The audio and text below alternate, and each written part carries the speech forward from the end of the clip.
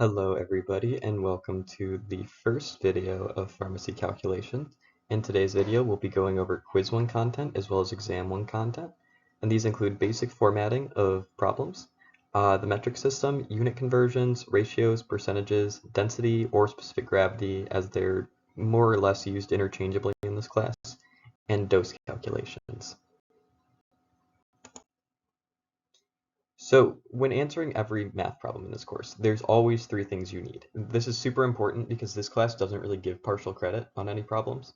And if you may or may not know, or if you've read the syllabus, you do need a 90% or higher to pass this class. So every point counts. So just remember to put the actual numerical value, which is kind of like, duh, it's a math class. It's what you're solving for. But equally as important are the units, as well as the actual drug substance that's being measured. Especially, you're going to notice in some problems in this class, you might see a prescription with multiple ingredients, especially because this class does a lot with compounding.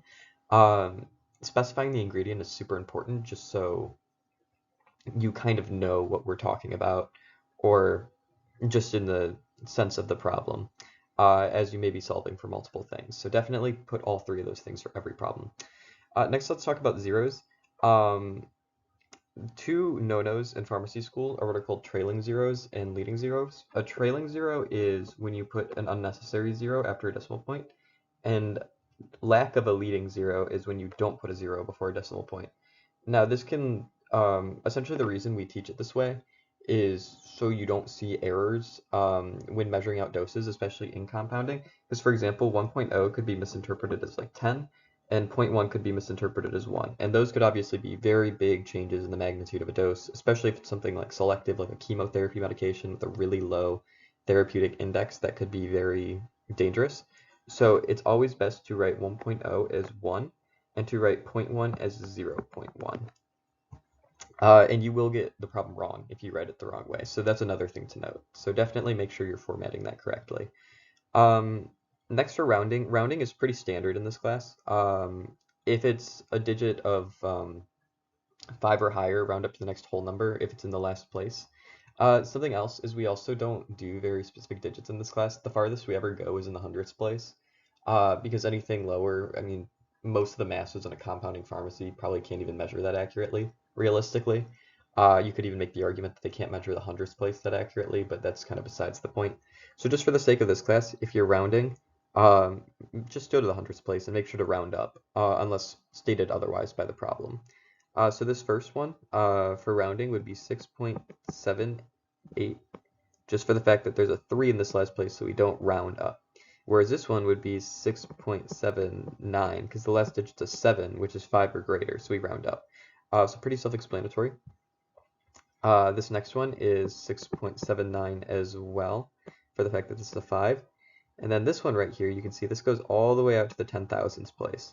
But we're not going to worry about it. That's just 6.78 because this digit right here was a 4. So we don't really need to worry about all those other digits, and we don't need to round up as well because 4 is less than 5. Ratios are basically just fractions. They compare two quantities. Traditionally, when looking at like a ratio problem, it'll be, if it's a mass to volume problem, mass will always be in the numerator and volume will be in the denominator. This is because of specific gravity and density. Um, and I can write that out really quick. So it says 15 milligrams of pseudoephedrine per 5 milliliters. It says express this as a ratio. So there's two ways you can do this. Usually when it says a problem like this, it actually wants you to express it as a fraction. It just means a ratio of mass to volume. However, you can write it in a traditional ratio format as well. So in this case, the answer would be 15 milligrams over 5 milliliters. And I'm not going to, or I guess I can write Sudafed just to teach you guys good habits. So this would be how you write this, but you could also potentially write it as something like 15 to 5. But in this case, this actually isn't correct. Something I'm going to talk about a little bit later in this video is that in ratios, if you're comparing a mass to a volume, the base unit for mass is always grams to the base unit of volume is always milliliters. So in this case, since this is milligrams, this would actually be divided by a factor of 1,000. So this would actually be like 15 to 5,000 if we were going to technically write it like this. But that doesn't necessarily show us as much. The fraction's just better in this case. But just something to be aware of. What else is we can kind of use proportions to solve for unknown concentrations. And I want to show you a trick. When you're solving through kind of like a proportion, I'll set it up really quick and show you. So this wants us to solve for 120 milliliters here. I'm actually going to change that. Instead, I'm going to make it 120 milligrams. Actually, no, I'm not. I do like the original problem. So, or I'll show you both ways, just to show you what I'm trying to get at.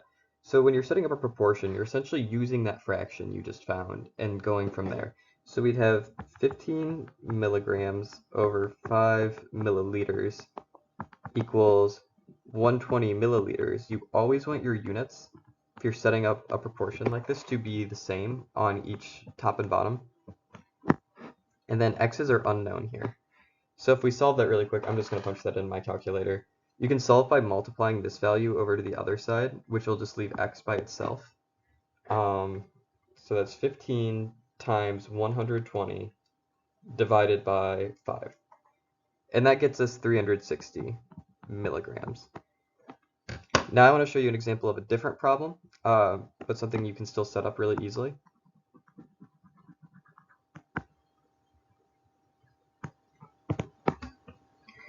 So let's say we do 120 milligrams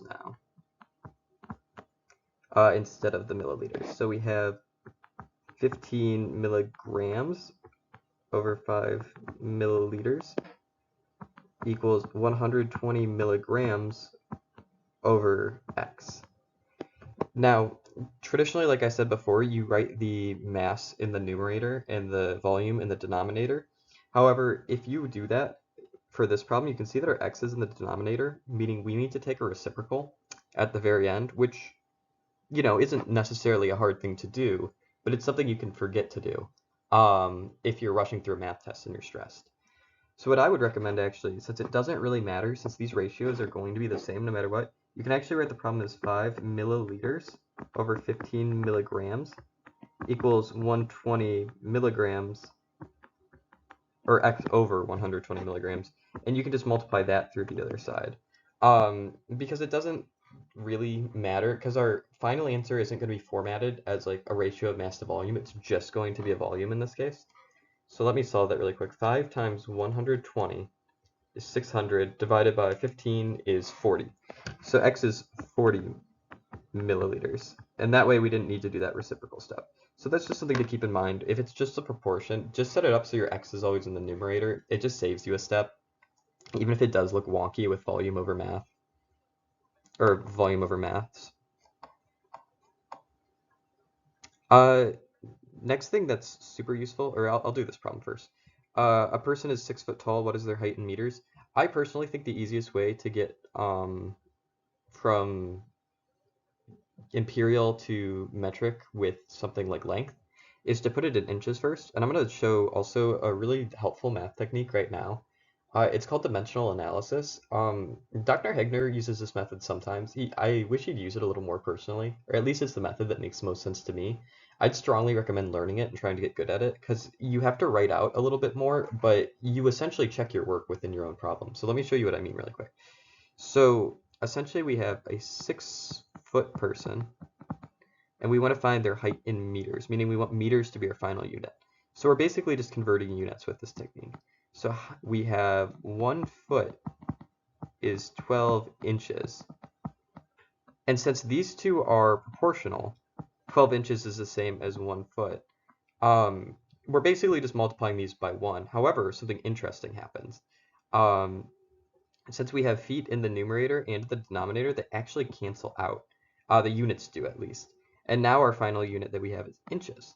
So, okay, what do we do next? Well, we know that in each inch, there's 2.54 centimeters, which is a value you will need to remember for this class. I've got a chart somewhere in this document that'll show you the ones you need to remember.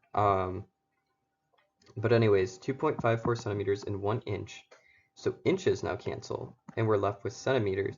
And then there's 100 centimeters in 1 meter. And look at that, we have our final unit. And since these cancel, we know our final answer is in meters. And since we were basically just multiplying by equivalencies the whole time, um, meters obviously have a different base value than feet.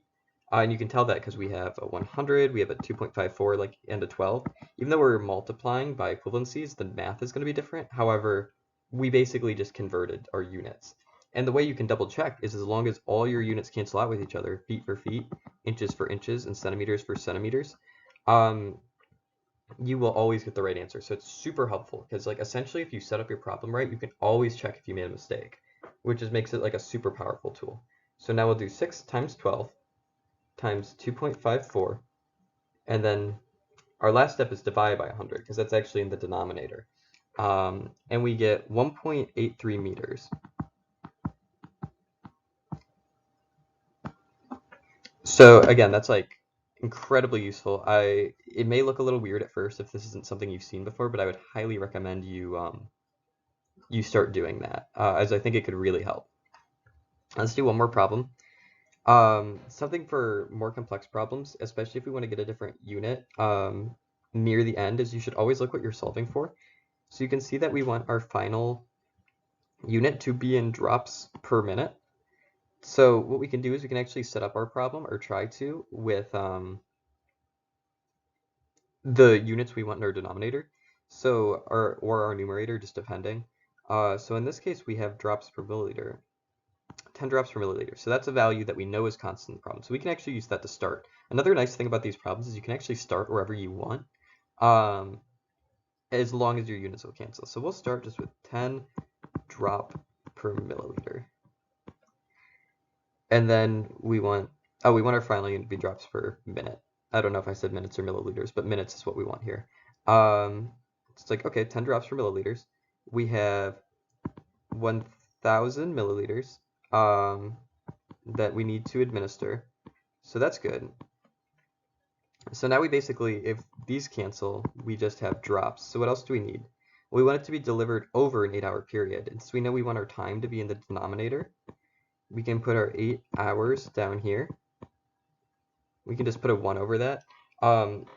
Similar to how I put a 1 over this value right here. I will sometimes just forget to write the 1. It's just especially important when you're dividing to make sure you have a number over that so you don't forget to multiply. So like this 8 hours here, just make sure that's like 1 over 8 hours. But you can also just multiply by the 1,000 milliliters without it being over a value. It's kind of up to you. But then since we need our final answer in minute, we know that 1 hour is 60 minutes. And now look, our hours cancel, and we have minutes at our denominators and drops in our numerator. So from here we can just solve. So 10 times 1,000 divided by 8 divided by 60, and we get 2 drops per minute, roughly.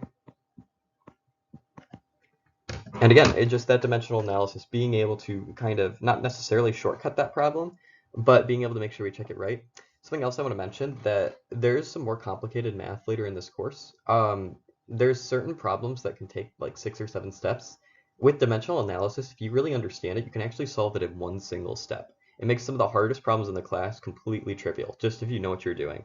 And I'll bring those up again once we get to those in the video, but it's super useful. So again, I would really recommend learning this technique and understanding it. So next up, let's talk about kind of the metric system, how it works. So the metric system is a base 10 system. It has different prefixes to denote different like mathematical values. So kilo is 1,000, whereas something like milli is 1,000.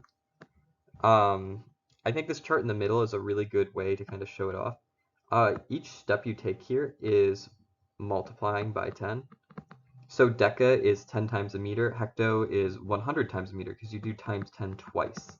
And kilo is times 10 3 times, so it's 1,000. The other way you go, you're actually dividing by 10, so we'll do divide by 10. So deci, which you won't really ever need to know deci, is dividing by 10, it's 1/10. Centi does that again, so divided by 10 twice is 100th. Milli is divided by 10 again, which is thousandths. And don't let micro trip you up. Micro actually is divided by 10 to the power of 3. It's actually 3 steps. There's 2 other things in between milli and micro. It's just they're never used, so they weren't included in this diagram. So this is essentially 1/100,000th of a meter. And the ones you really need to know are micro, milli, centi, and then kilo, and then of course your base unit. If you can memorize those ones, you're pretty much set for this course. Just make sure you do know those ones, because those will come up a lot. Like I kind of showed on the previous slide, dimensional analysis can be used to switch between different units, but it can also be used to switch between units of the same system, of like metric. Because for the height problem, for example, we went from imperial to metric. But let's say we have 100 micrometers, and we want to find out how many kilometers that is. How do we do that? So what we can do is, and I would recommend doing this in steps, because you can technically, if you understand the base 10 system, you can go from one to another directly, but I would recommend writing it out. So the way that's probably easiest for me is I know that in 1,000 micrometers, there is 1 millimeter. Then from there, I know that in 1,000 millimeters, there is 1 meter. And that's just being able to recognize this chart. If you practice with the chart, these should come pretty naturally to you. And then I know that in 1,000 meters, there is 1 kilometer. So doing that, I can do 100 divided by 1,000 divided by 1,000 again, and divided by 1,000 one last time. And I get that this is 0.000001. So 6 zeros. So that means that you can write this as 10 to the negative 7 micrometers in 1 kilometer, which kind of makes sense. Micrometers are so small, and a kilometer is obviously a pretty large distance, that there's going to be essentially nothing. Also, I guess I can go over base 10 system really quick, or scientific notation. So essentially, in scientific notation, you just want one digit in the numerator. So this answer would technically actually be 1 times 10 to the negative 7th. But what you can do is, like, let's say we have a number like 36,000. You can write that in scientific notation as 3.6. And then we essentially move the decimal each place for the number of 10. So this is 10 to the 1, 10 to the 2, 10 to the 3, 10 to the 4th. So times 10 to the 4th. And these two values are equivalent, because it essentially just wants the problem to be simplified by these powers of 10 for these really extreme numbers. 36,000 isn't a super extreme number, but when you're talking like millions or billions or millions or billions, scientific notation is definitely useful.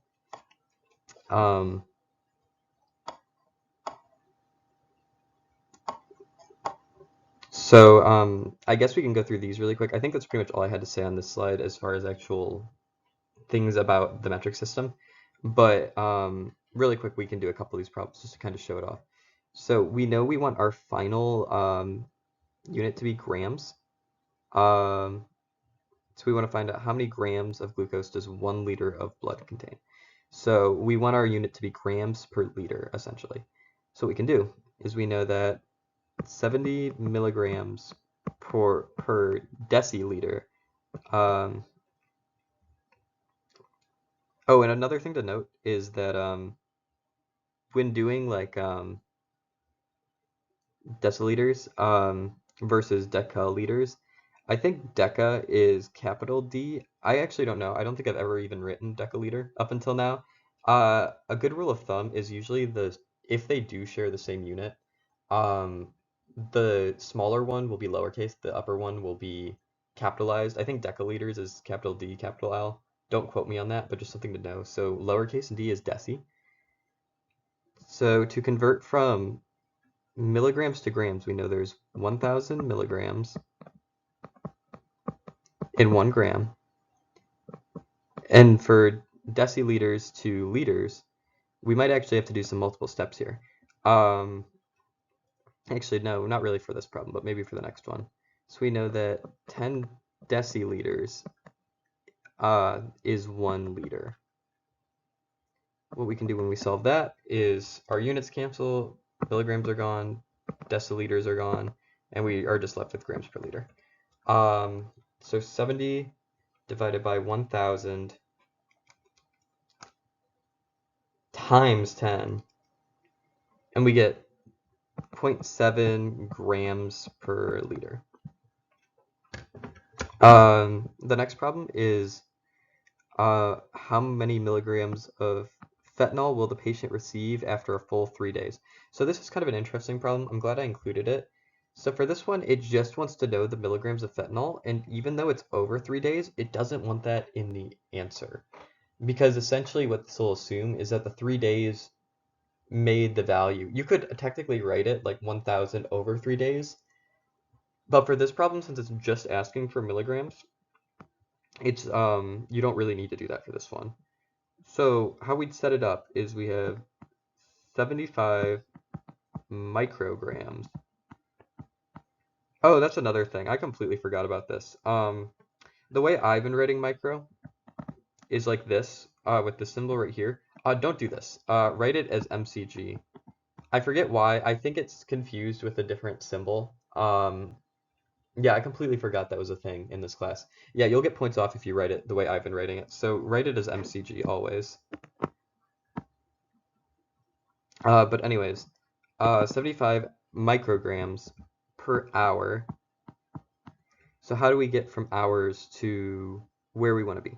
So what we can do is we know there's 24 hours in a day times 3 days. And then we know that there's 1,000 micrograms in 1 milligram. So from here, units cancel, microgram, microgram, days, days, hour, hour. So we can do 75 times 24 times 3 divided by 1,000. And we get that the patient over 3 days will have received 5.4 milligrams of fentanyl.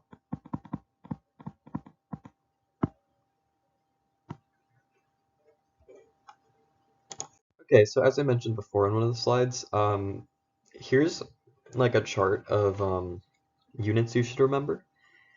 I would say the volume is definitely the most intensive because this class has you learn both imperial and metric. You might remember this from, I know I learned this in elementary school at some point, the relationships between like quarts, pints, cups. You don't really need to know that technically. I mean, you should be aware of it, but if I had to focus on memorizing volume units, would not be these. I would know that teaspoon is 5 milliliters, tablespoon is 15 milliliters. This one's huge. I would highly recommend learning that. You don't really need to know that milliliter is cubic centimeter. That doesn't really come up. You should know that fluid ounces are 30 milliliters. And with that, like for example, if you know that there are 8 ounces in a cup, you can do 8 times 30. There are 240 milliliters in a cup. So this one is honestly key. If you can memorize this right here, you don't technically really need to memorize these ones right here. And that's what I ended up doing, and I ended up being fine with that. Same with pint. Like, you could memorize that a pint is 480 milliliters, or you could just know that a pint is 16 ounces, if that's something you already know. Uh, Especially if you know that 2 cups is, or a pint is 2 cups, and each cup's 8 ounces, so a pint is 16 ounces. You can do 16 times 30, that's 480. Um, as for weight, have to know kilogram is 2.2 pounds. That one's huge. Less so, you need to know that a pound is 16 weight ounces. That's another really annoying thing is that fluid ounces have the same unit as weight ounces. I remember, I think it was exam 1, there was a problem, and it was setting up a mass ratio, and I just completely forgot that um, like mass ounces were a thing. And it was supposed to be one of the easiest problems on the test, but I remember I just stared at it far longer than anything else until it clicked with me. I'm like, oh yeah, ounces are both mass and their volume, because you really don't see ounces a lot. describe mass, at least not in this class. But something that's kind of nice, even if you do mess it up, is you can approximate 1 ounce to be 30 grams, 1 mass ounce, and you can also approximate 1 fluid ounce to be 30 milliliters. So it's kind of like always a 1 to 30 conversion at least. It's just if you're going from ounces to grams or ounces to milliliters. As for length, know an inch is 2.54 centimeters. That's a really important one. I think we all know that a foot is 12 inches by this point. And then one that I really like, this isn't necessary, but I added this in here. 1 inch is 0.0254 meters. That's just dividing the centimeters by 100. And you can do that and prove that through dimensional analysis. But this is like really helpful if you do BMI and also I think creatinine clearance. It helps a lot as well, just because you're usually doing height in meters for those, but you're almost always given height in feet or inches. So that's one I really like. You don't technically need to memorize it for this class, but I think it's super helpful just to have that one in your repertoire as well. Um, Now let's talk about temperature. So temperature for this class, you only need Fahrenheit and Celsius. I also included the Kelvin to Celsius conversion here. You won't need this for this class. However, I know like Fundamentals of Pharmaceutics uses it. I think PK uses it. Drug delivery might use it. So it is important, and it's just Celsius plus 273. Again, not for this class, but keep it in mind. Um, Converting Fahrenheit to Celsius, I think the hardest part is to um, kind of remember your order of operations and just know what you're doing math-wise. So I'll give you an example of this. So let's say we're going from Celsius to Fahrenheit. So let's say we want to find out how much Fahrenheit, um, let's just say 60 degrees Celsius is. So we can set up our equation. Fahrenheit equals 9 divided by 5 Celsius, which in this case is 60, plus 32. Now you might be tempted to essentially it's like, okay, what do we actually no, I think it how does this make more sense? I think it'd make more sense if we were solving for Celsius in this case. So I take that back. Pretend this is actually 60 degrees Fahrenheit. Let me rewrite that.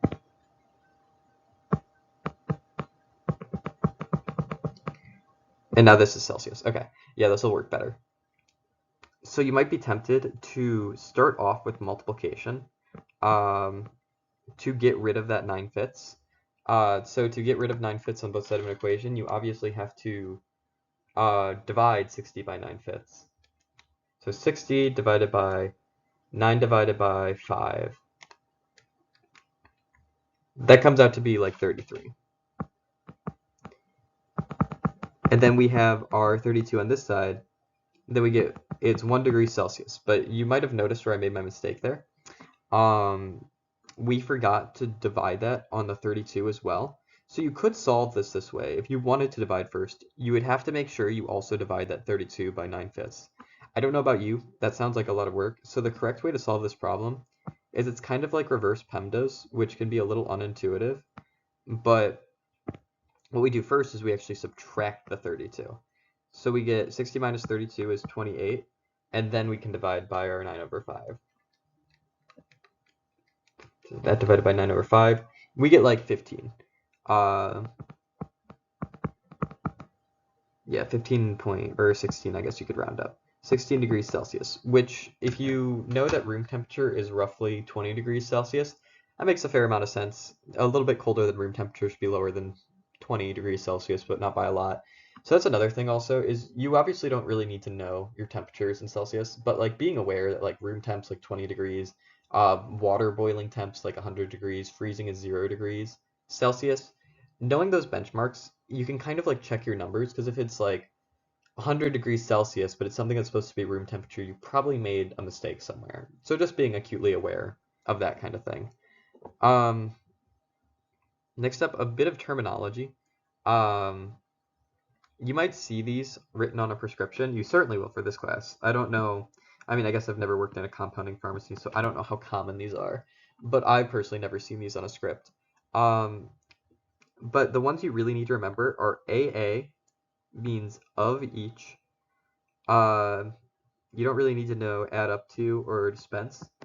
QS means quantity sufficient. Essentially what that means is that you're adding a certain component until it will be at a certain, it's almost always volume, but it can sometimes be mass. So let's say, and QS will always be followed by a number.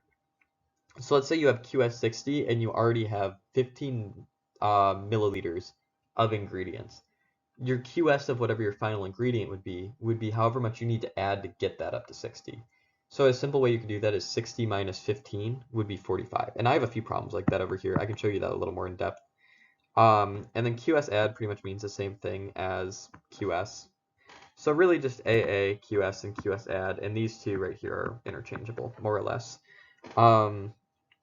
Before I go into those though, I do want to go into kind of how you measure in a graduated syringe. I think I forgot part of this problem. So we'll just skip to the next one. The syringe above has graduations, 1 milliliter increments. How much of the liquid volume would you draw up into the syringe? So let's just, I'll just make up an arbitrary number for this. Let's say we calculate we need to measure like 18.75 milliliters. This has 1 milliliter increments. You always want to round to the closest value. So in this case, we would actually go to 19 milliliters. And even though this is slightly higher than the dose that was either prescribed or calculated, it doesn't really matter. There's different rules in compounding, and it really varies from where you go to go. It's pretty standard, like being off by 5% is acceptable. So this little bit of rounding, this 0.25 milliliters, isn't important.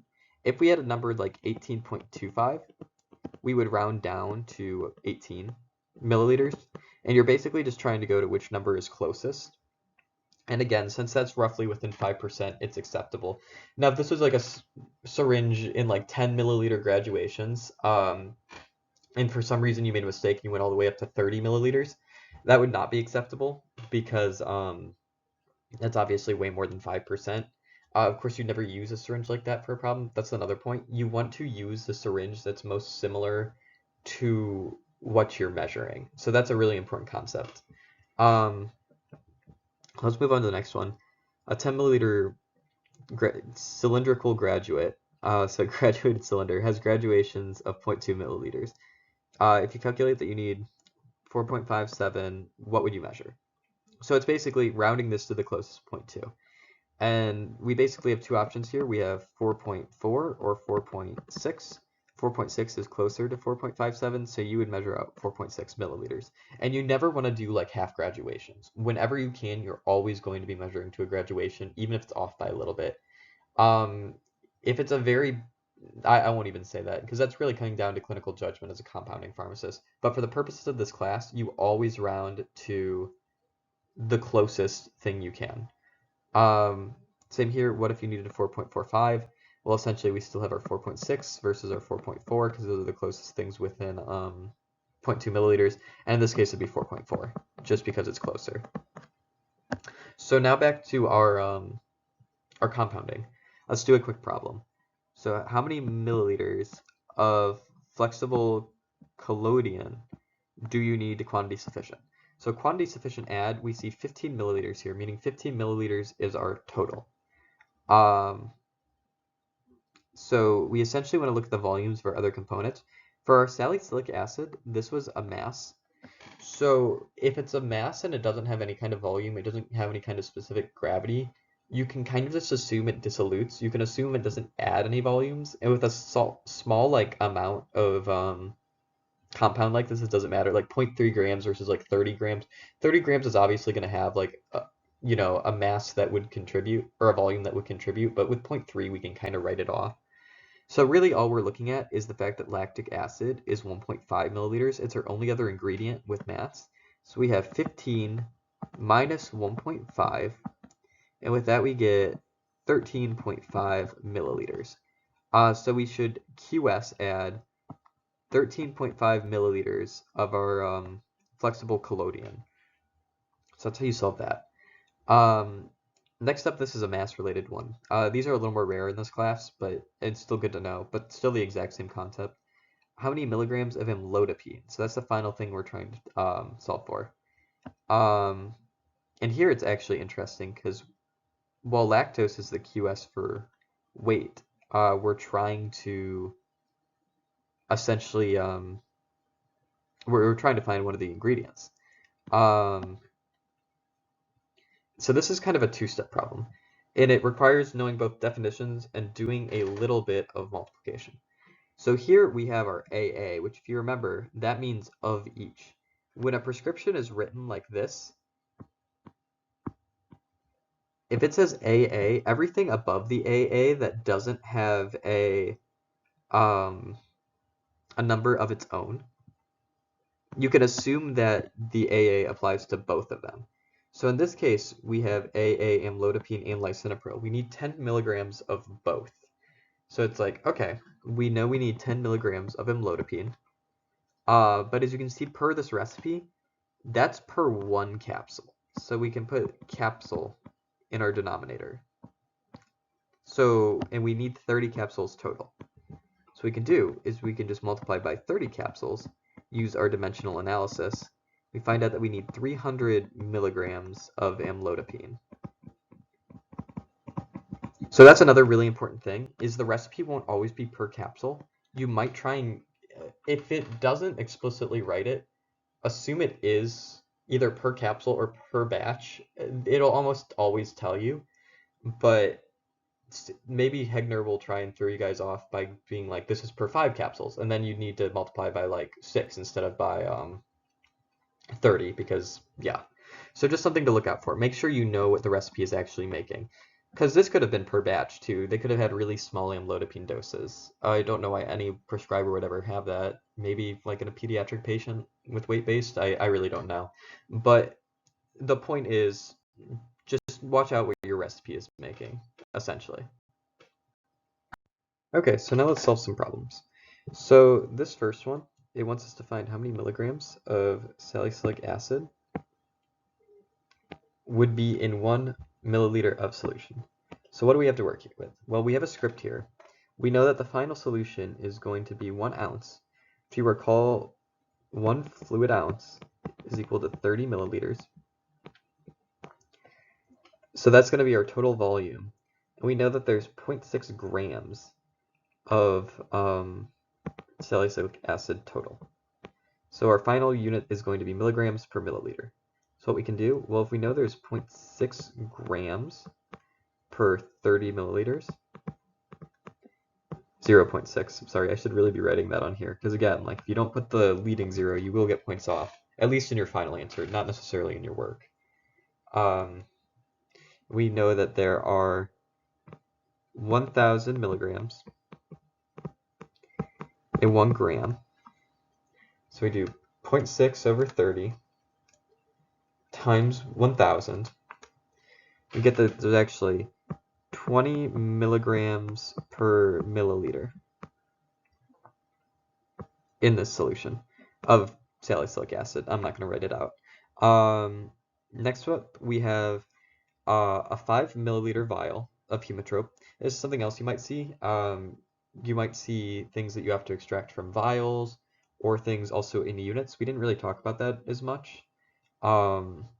Units, you can think of them similar to mass. They're just like a physical quantity.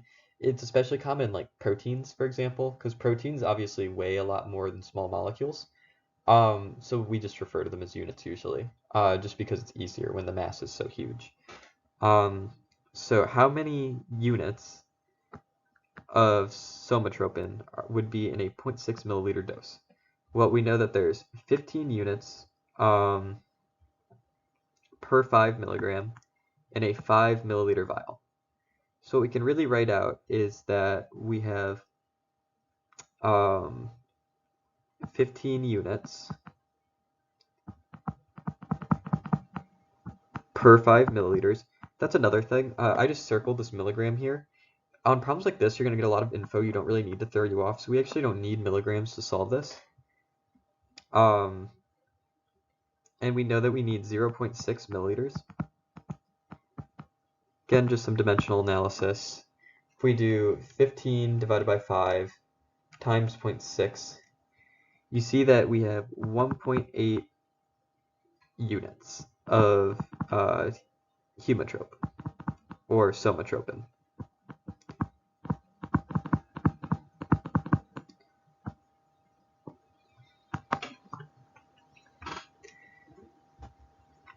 Next problem, this one's interesting. You'll have more problems similar to this later in the course.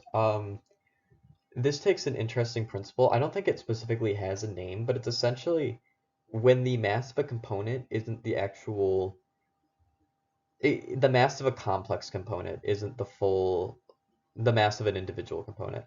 So the best way I can describe it is when you get like a tablet in a pharmacy and it says, let's say, 25 grams of lisinopril.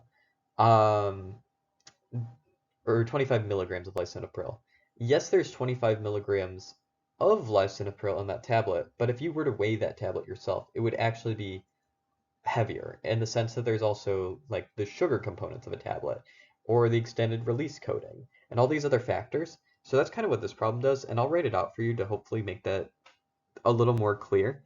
So what this wants is that an elixir has 220 milligrams of ferrous sulfate in 5 milliliters. But then if each milligram of ferrous sulfate contains an equivalent 2.02 milligrams of iron. So even though ferrous sulfate is an iron pill, I believe the formula is FeSO4 for ferrous sulfate. That's all this is. The iron itself is only a component of the full mass because this sulfate's a rather big like molecule that's attached to it, rather big ion that's attached to it. So it's not the full weight. And if we want to know how much iron specifically we're giving the patient, because the sulfate doesn't really do anything in the body, we can solve for it like this. So we know that we have 220 milligrams in 5 milliliters. Oh, also it wants us to know how much per teaspoon. So what we can do first is we know that there's 5 milliliters in a teaspoon. So that actually cancels out really nicely.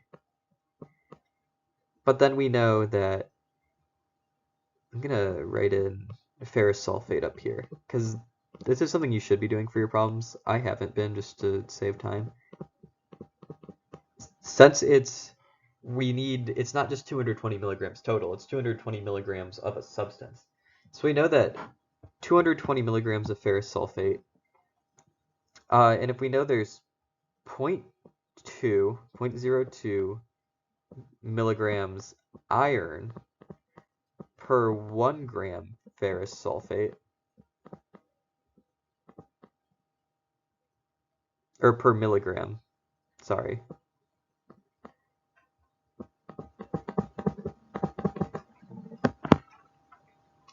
Essentially, this ratio that the problem tells us here, that each each milligram has only 0.2 milligrams.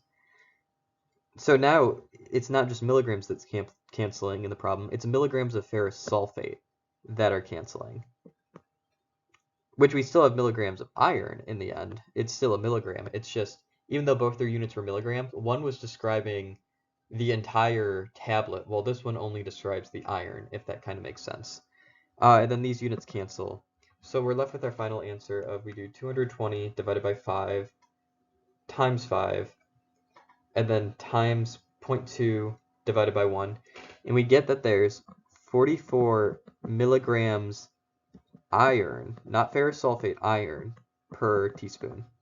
And this kind of problem, it was in the quiz 1 review that Dr. Hegner posted.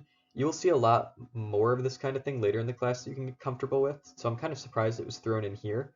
But just know that that's why it's really important to label your units if you're doing dimensional analysis, just to make sure you're setting up for the right thing. But that's how you do it in this case. It's basically, again, that just the part will be less than the whole sometimes. And in this case, the iron was only part of the ferrous sulfate. So I can understand how that's a little complex. And later, I'll probably have a video that's a little more in depth on this kind of problem to teach you better when you're actually learning that unit. This next one should be a little bit easier. It's essentially just another how many grams of petrolatum will be needed to compound. You can see that this is a QS of petrolatum, 2 ounces. This is actually a, you can see that 5 grams here is for all these ingredients, so we can make the assumption that it wants is talking about mass ounces and not fluid ounces. So if you remember, 1 ounce equals 30 grams. So if we have 2 ounces is 60 grams.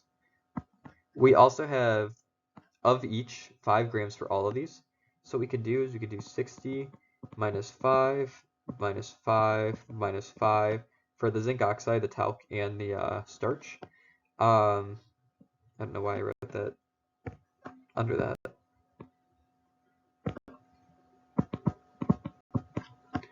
To get a total of 45 grams of petrolatum. So that one's a little bit easier after the previous problem, which was a little more difficult. Okay, so this next problem is kind of tough, I'm not going to lie. So what does this problem want us to do exactly? It wants us to create a solution, half a liter, so this is 500 milliliters, of a solution with a concentration of 0.25 milligrams per 100 milliliters. So when solving, and the way we need to do it is we need to essentially take a solution of a different concentration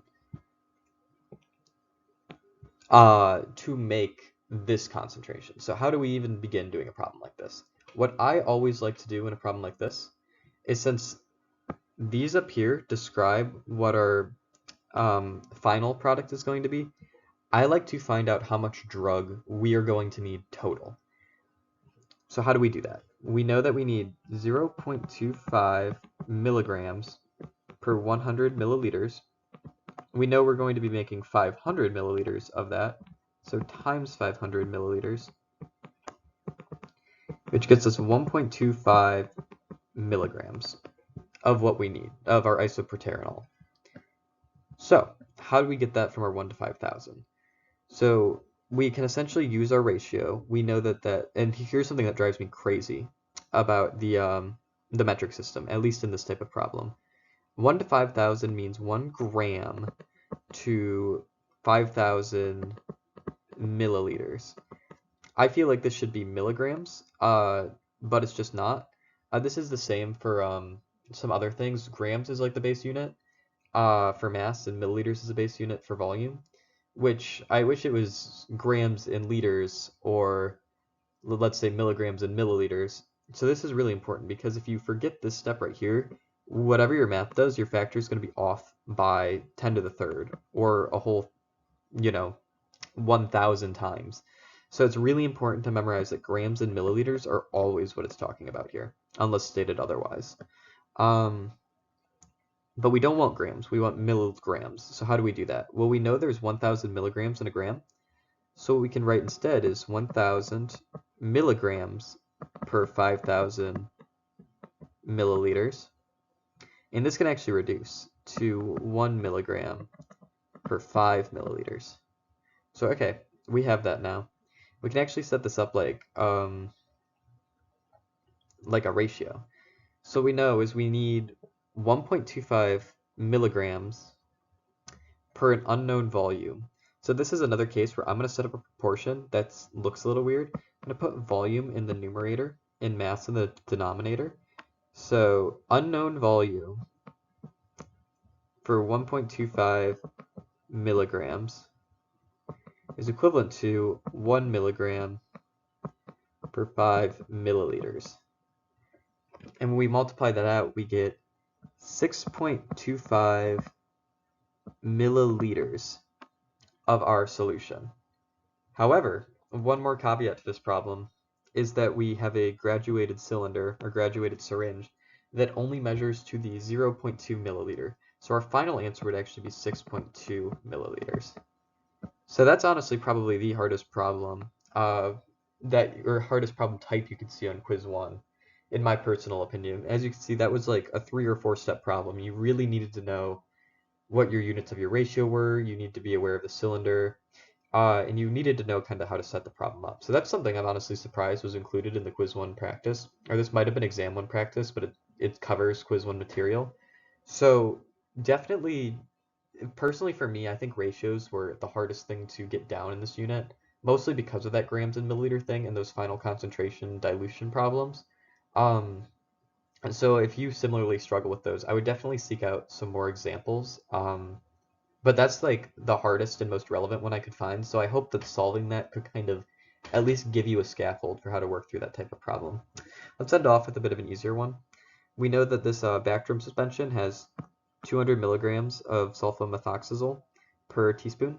How many grams of sulfamethoxazole are in 1 pint of the suspension? So this is basically just a dimensional analysis problem. We're just converting units.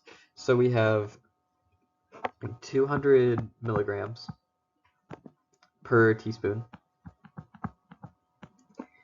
and we want to get 2 grams per pint. So we can start off just by doing 1,000 milligrams in a gram. Now what's easier for me is I think I'm going to go from teaspoons to ounces and then ounces to pints. If you know teaspoons to pints directly, more power to you. I just don't have that memorized. So this is how I'm going to do it. So we know that 1 teaspoon is 5 ounces. And we know that 16 ounces is 1 pint. So solving all that through, we have 200 divided by 1,000 divided by 5 times 16. Then we get a final answer of 0.64 grams per pint of Bactrim.